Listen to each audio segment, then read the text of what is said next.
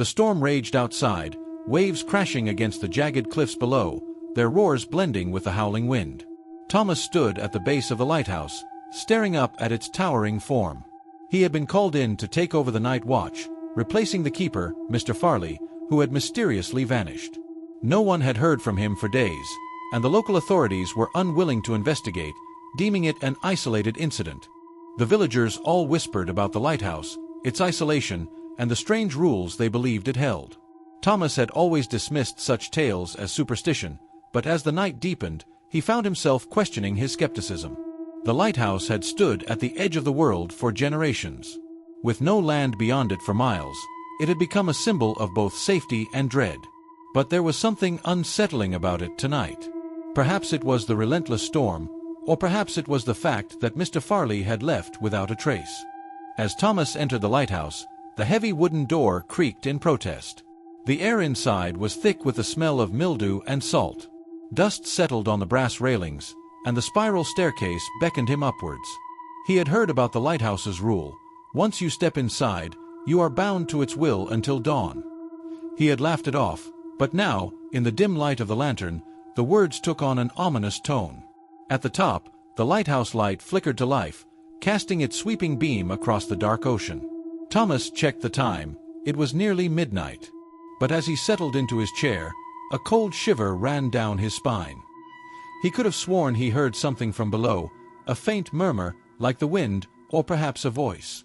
"Stay awake," he muttered to himself, shaking his head.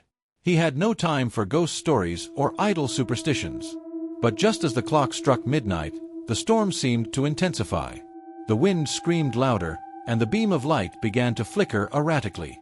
Then, the door at the base of the lighthouse opened with a slow groan. The rules of the lighthouse were simple.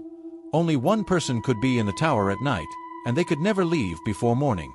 Those who had disobeyed the rule were said to disappear, their bodies never found.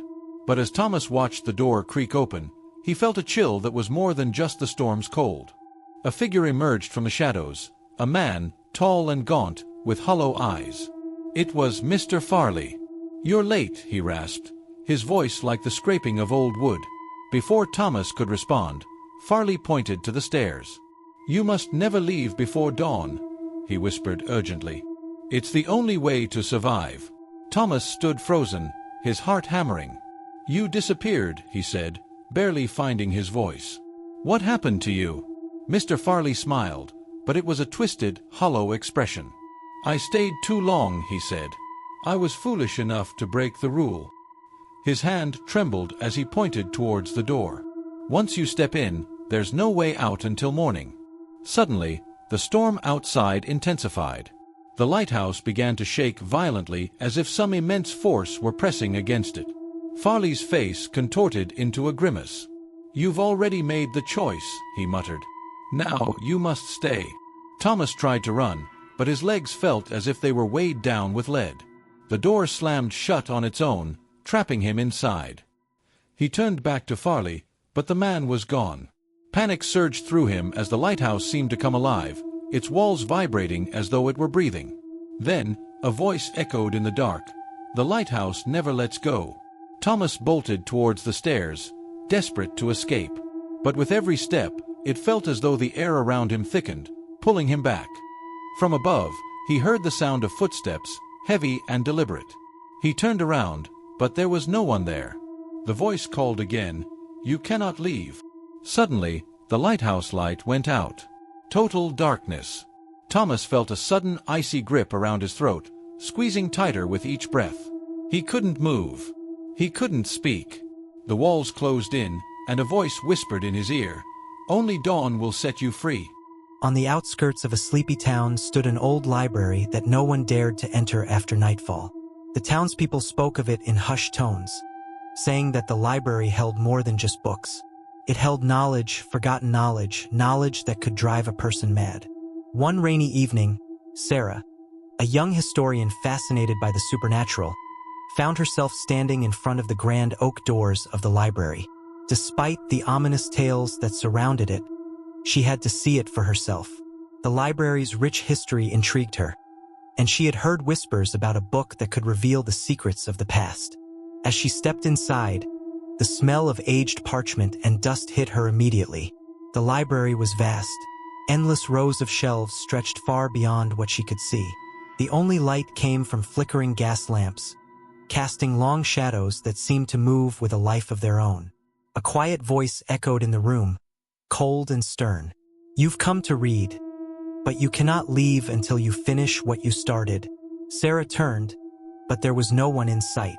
The voice came again, now closer, as though it were whispering directly into her ear. "The rule is simple. Once you enter, you must read until the task is done. Only then may you leave." Despite the chill that crept up her spine, Sarah pushed forward. She wasn't afraid of superstitions. She had read about cursed books and libraries before, but this would be no different. She needed to uncover the truth. A heavy leather-bound tome caught her eye, resting on a pedestal in the center of the room. It was large and old, its cover etched with intricate symbols that seemed to glow faintly. Without hesitation, she picked it up and began to read. The words on the pages seemed to blur and shift, as though they were alive. At first, it was simply a history of the town, but soon, the stories turned darker. Twisted, unsettling tales of strange rituals and forbidden knowledge. As she read, Sarah felt the weight of the library press down on her, as though the very building was watching her. Hours passed, but she couldn't stop. The more she read, the more she felt drawn into the story. The air grew colder, and the gas lamps dimmed, leaving only the faint glow of the book's pages to light her way. Suddenly, the room seemed to shift. The walls closed in around her, and she was no longer in the library.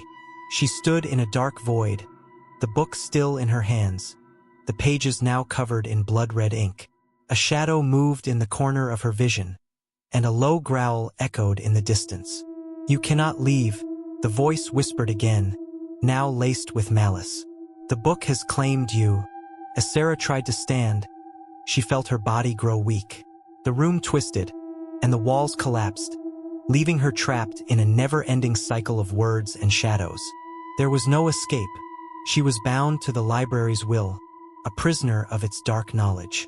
The book slammed shut, its pages now blank. And then, the voice came once more, soft and final. "Only when you finish will you be free." Greg had always thought the stories surrounding Crescent Hotel were exaggerated. The tales of ghostly apparitions, whispered voices in the hallways, and guests who claimed to have seen figures lurking in the dark. He'd heard them all. As a night porter, it was his job to check in the late-night guests, maintain the peace, and ensure the hotel stayed in one piece until the morning staff arrived. He had his own routine, checking the guest lists, escorting people to their rooms, and making sure everything was locked up tight. But tonight, something felt different. The air was heavy with an unnatural stillness as Greg moved through the old lobby, the soft creak of his shoes echoing in the quiet. The Crescent Hotel, a Victorian-era building nestled in the heart of Arkansas, had a reputation. Built atop a site rumored to be cursed, it had earned its name as one of the most haunted places in the state. Still, Greg was pragmatic. He'd worked here for 3 years, and nothing supernatural had ever occurred, at least not to him.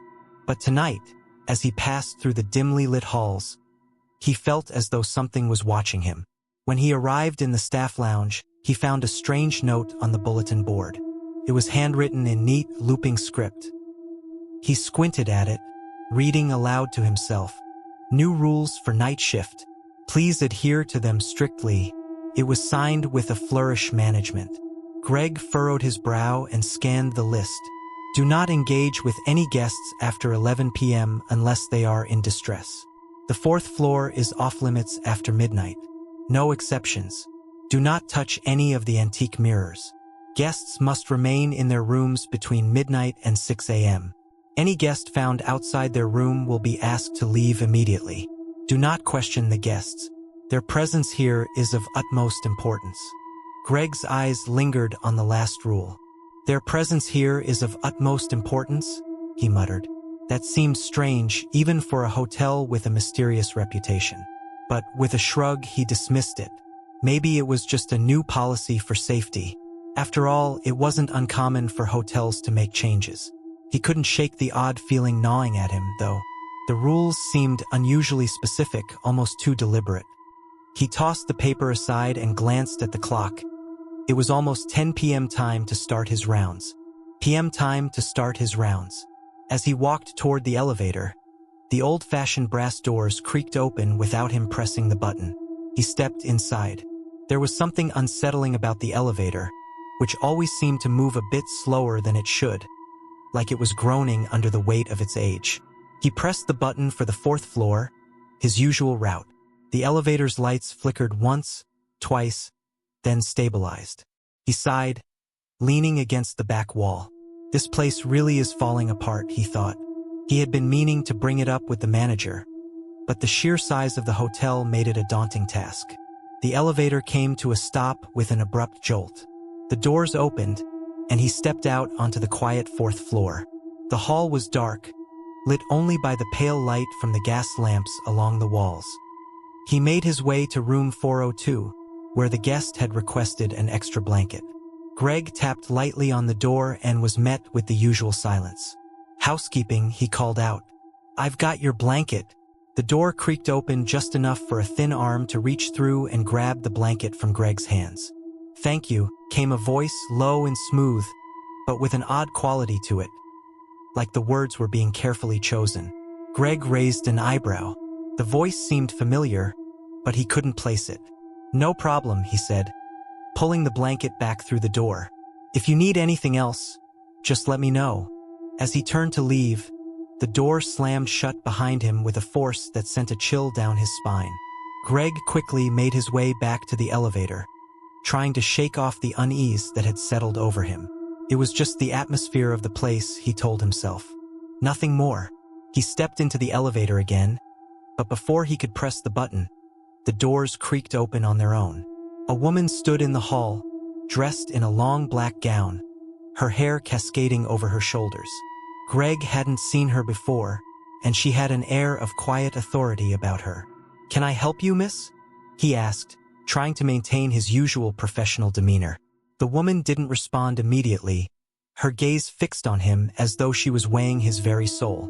Her eyes, dark and unblinking, felt as though they could see right through him. "You're the night porter, aren't you?"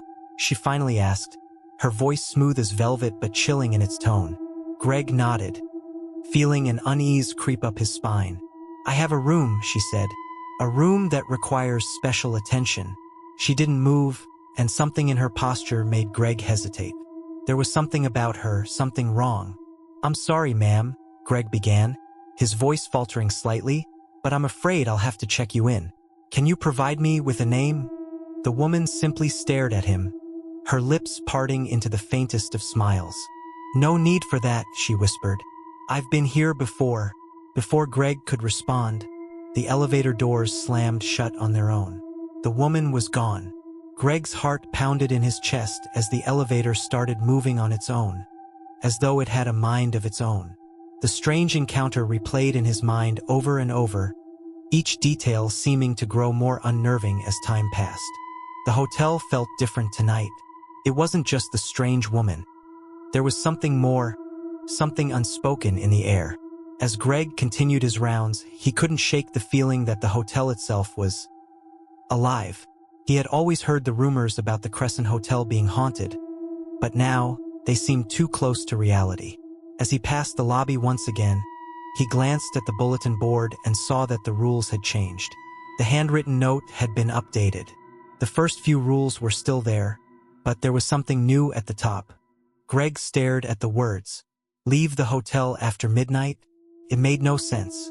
He had never seen a rule like this before. He had a job to do. He couldn't just stay locked in the building all night. But the weight of the words pressed down on him. Was it a joke? Or was it something more sinister? His phone buzzed in his pocket, breaking his train of thought. It was a text from the manager. "Greg, please ensure that all rules are strictly followed tonight. There are guests arriving who require special care. No exceptions. You understand the importance of this." The message sent a chill through him. He glanced at the clock. It was almost 11 p.m. His heart raced. What guests were they talking about? And why the strict emphasis on the rules? There was an odd sense of urgency in the message, but Greg couldn't quite place what it meant. His phone buzzed again, this time with an incoming call. "Hello," Greg answered. "Greg," the voice on the other end was low and controlled. "I'm sure you've seen the new rules. Just remember, they are not negotiable. Stay inside, follow them, and most importantly, don't question the guests." The voice cut off abruptly. Greg's mind raced. Was it a prank? Or was something truly happening? He didn't know what to believe anymore.